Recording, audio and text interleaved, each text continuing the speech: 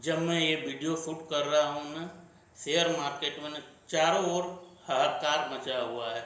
दिन ब दिन गिरावटें हो रही है। लोग भयभीत है, खास करके मिडिल क्लास इन्वेस्टर, कि जाने ये गिरावटों का दौर कब रुकेगा। पर ना ये हमारे लिए एक मौका हो सकता है अच्छे शेयरों की खरीदारी का। और न लेकिन हम मिडिल क्लास न डर जाते हैं गिरावटों से हमेशा, जबकि ये जानते हुए भी कि 92 का स्कैम हुआ, 2008 हुआ, कोविड के बाद की गिरावटें हुई, फिर भी शेयर मार्केट ना फिर से उठ के खड़ा हो गया। लेकिन फिर भी हम एक ही गलतियों को बार बार दोहराते हैं। जाने क्यों हमारी मेंटेलिटी न भारतीय रेलवे की उस गाथा के साथ मिलती जुलती है कि जब सिग्नल लाल हो तो गाड़ियां रुक जाती है और हरे सिग्नल पे गाड़ियां चलने लगती है। यही गलती ना आम इन्वेस्टर शेयर मार्केट में करते हैं। जब शेयरों के दाम ऊंचाई पे जा रहे होते हैं तब वो शेयर खरीदने लगते हैं, और जब शेयरों के दाम गिरते हैं तो वो शेयरों के को डर कर बेचने लगते हैं, जिसका ना हमेशा फ़ायदा बड़े इन्वेस्टर्स या बिग बुल जैसे इन्वेस्टर उठाते हैं। तो हमें ना इन गिरावटों से घबराना नहीं है, इन्हें एक मौके के तौर पर लेना है और रिसर्च करके अच्छे शेयरों में पैसा लगाना है। न कभी रिलायंस, टीसीएस, एचडीएफसी जैसी कंपनियां हमेशा थी और भविष्य में भी काफ़ी दिनों तक रहेगी। और इन कंपनियों को ना अगर कुछ होता है तो सरकार भी बचाने के लिए आगे आ सकती है। शेयर मार्केट में ना गिरावटों का दौर उतना ही पुराना है जितना कि शेयर मार्केट। सर्वप्रथम जब शुरुआत में 1860 के आसपास हमारे गुजराती व्यापारी और पारसी व्यापारी म्यूचुअली ट्रेड करते थे, तब उस वक्त ना शेयर मार्केट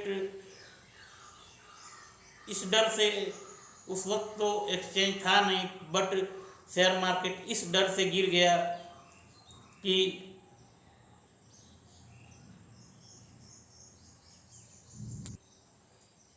अमेरिकन सिविल वार के बाद कॉटन का इंपोर्ट करने से अमेरिका ने इनकार कर दिया। मैंने ये उदाहरण इसलिए दे रहा हूँ, मैं आपको समझाने की कोशिश कर रहा हूँ कि शेयर मार्केट ना अपने स्टार्टिंग से, चाहे वो जिस भी फॉर्म में ट्रेड हो रहा था, पहले मार्केट नहीं था, आपसी म्यूचुअली ट्रस्ट पे ट्रेड होता था, जब भी गिरा है ना ये फिर से उठ के खड़ा हुआ है। चाहे 1992 का हर्षद मेहता केस हो या फिर 2008 की गिरावट हो, मार्केट में हर बार गिरा है और हर बार खड़ा हुआ है। लेकिन पैसे न उन लोगों ने गंवाए हैं जो डर से उन दौर में अपने पैसे को, अपने इन्वेस्टमेंट को सेल करके निकाल लिया है। तो ना हमें गिरावटों से डरना नहीं है। मैंने आपको यहाँ दो एग्जाम्पल देता हूँ। 1992 में जब हर्षद मेहता केस हुआ तब शेयर मार्केट लगभग 50% गिर के 2500 पॉइंट पर आ गए। लेकिन ना उस दौर से भी शेयर मार्केट फिर से उठा। लेकिन नुकसान कब होता है? जब एक आम इन्वेस्टर लालच में फंस जाता है। उस दौर में ना एसीसी की शेयरें 200-300 रुपये से 2-3 मंथ में ही 9000 पे पहुंच गए थे। तो ये ना खुद सोचनी चाहिए कि ऐसा क्या है कि 2-3 महीनों में ही किसी शेयर का प्राइस इतना चढ़ जाए। अगर ऐसा होता है ना तो 99% चांसेज हैं कि दाल में कुछ काला है। और ये चीज़ें ना मिडिल क्लास को अपने दिमाग में, अपने माइंड में रखनी चाहिए। शेयर मार्केट 1992 में भी गिरा और गिर के फिर उठ भी गया। उस वक्त ना 90 में 1 जनवरी 90 को एमआरएफ के शेयर लगभग 320 रुपये पे थे और आज ना लगभग 2021 में 1 जनवरी को 96,479 रुपये थे।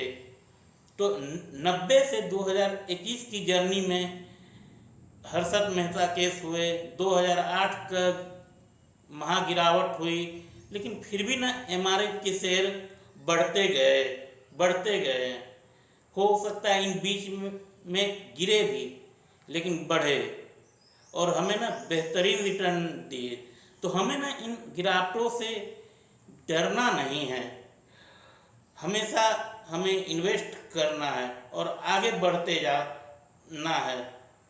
2008 में ना इसी तरह मैं दूसरा एग्जांपल देता हूँ। 2008 में जब गिरावट हुई, अमेरिकन इकोनॉमी के रिसेशन के फियर से शेयर मार्केट 50% टूट गए कुछ ही महीनों में। तो जिन लोगों ने ना जस्ट गिरावट के दौर के पहले इन्वेस्ट किए थे, कितनों के ना सारी पूंजी डूब गए। लेकिन ना कुछ ऐसे भी थे जो अपने आप को इस दौर में बचा कर ले गए।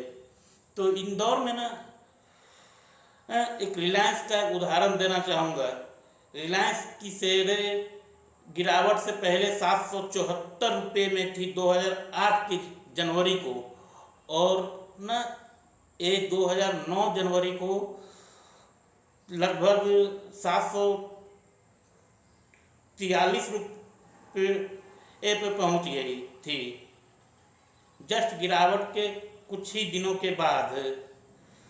और न आज ये शेयर 22 में लगभग 2407 रुपये पे है।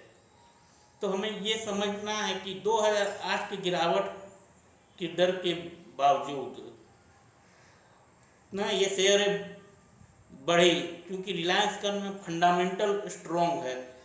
ये ना हमारी इकोनॉमी का सेंटर पॉइंट है, सोल आप कह सकते हैं इंडियन इकोनॉमी की रिलायंस जैसी कंपनी। तो ये ना हम हमेशा तो नहीं कर सकते हैं, लेकिन अगले कुछ वर्षों में ये बढ़ेगी और ना इन्वेस्टर को प्रॉफिट देगी। तो हमें ना गिरावटों के दौर से डरना नहीं है, हमें ना अच्छे शेयरों में इन्वेस्ट रहना है। हाँ, नुकसान किन्होंने उठाया?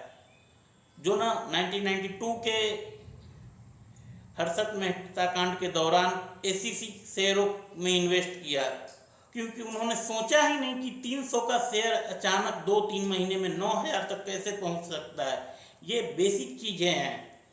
टीटीएमएल ना एक बार में आपको पैसे दिला सकती है, लेकिन 99% ना पेनी स्टॉक्स हमेशा नुकसान में होते हैं। तो पेनी स्टॉक्स से ना पैसे नहीं बनते हैं, टाइटन से बन गए हैं, टीटीएमएल से बन गए हैं, वो अलग मैटर है।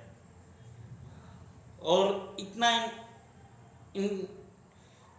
इन्वेस्टमेंट हमारा ऐसा हो कि वो लंबे समय तक टिके रहे, जो कि हमें हमारे इन्वेस्टमेंट किए गए पैसों की ज़रूरत अगले कुछ सालों तक, 4-5 सालों तक ज़रूरत ना पड़े।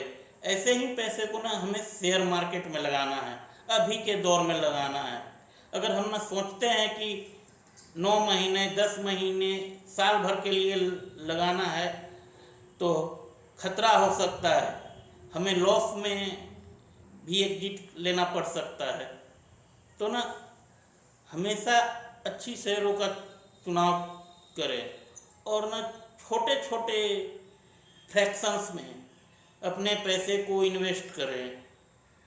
हर मंथ, हर हफ्ते अपने पैसे को बांट लें और ना ये इन्वेस्टमेंट तभी करें जब आपको ना खुद से रिसर्च करने आता हो, खुद पे यकीन हो कि ये कंपनी ना आगे कुछ करेगी।